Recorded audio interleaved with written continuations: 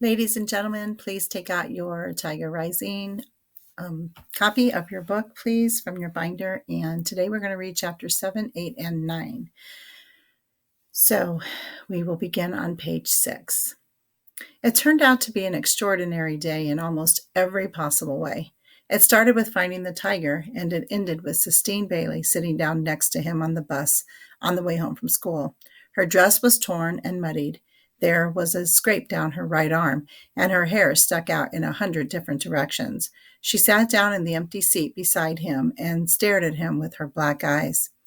"There isn't any place else to sit," she said to him. "This is the last empty seat." So Rob shrugged. "It's not like I want to sit here," she said. "Okay," said Rob, and he shrugged his shoulders again. He hoped that she wasn't going to thank him for saving her. "What's your name?" she demanded. "Rob Horton," he told her. "Well, let me tell you something, Rob Horton. You shouldn't run. That's what they want you to do. Run." Rob stared at her with his mouth open, and she stared back. "I hate it here," she said, looking away from him, her voice even deeper than before. This is a stupid hick town with stupid hick teachers. Nobody in the whole school even knows what the Sistine Chapel is." "I know," said Rob. "I know what the Sistine Chapel is." Immediately he regretted saying it. It was his policy not to say things, but it was a policy he was having a hard time maintaining around Sistine. "I bet," Sistine sneered at him. "I bet you know." "It's a picture of God making the world," he said. Sistine stared at him hard. She narrowed her small eyes until they almost disappeared. "It's in Italy," said Rob. "The pictures are painted on the ceiling. They're Fresno."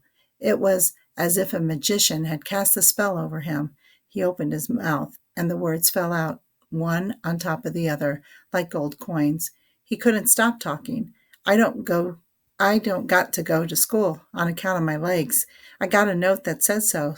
Mr. Felmer, he's the principal. He says the parents are worried that what I got is contagious. That means that the other kids could catch it." "I know what contagious means," Sistine said, and she looked at his legs. And then she did something truly astounding. She closed her eyes, and she reached out her left hand and placed it on top of Rob's right leg. "Please let me catch it," she whispered. "You won't," said Rob, surprised at her hand, how small it was, and how warm.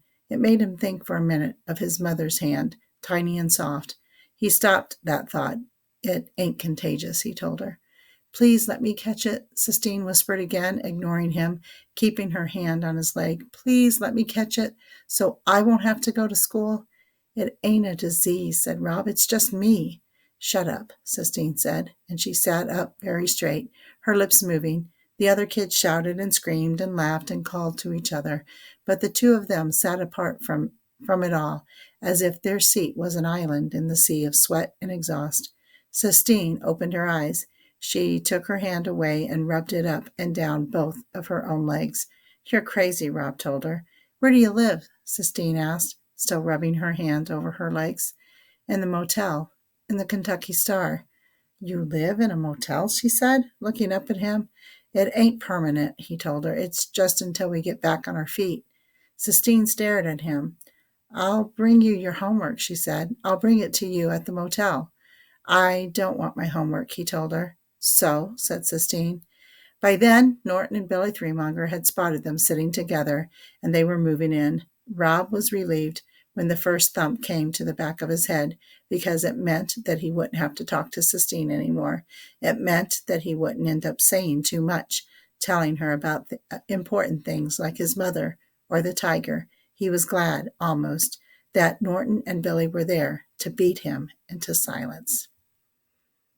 All right, go ahead and stop and jot, please, for Chapter 7, your I think, I notice, I wonder, and then return to read Chapter 8.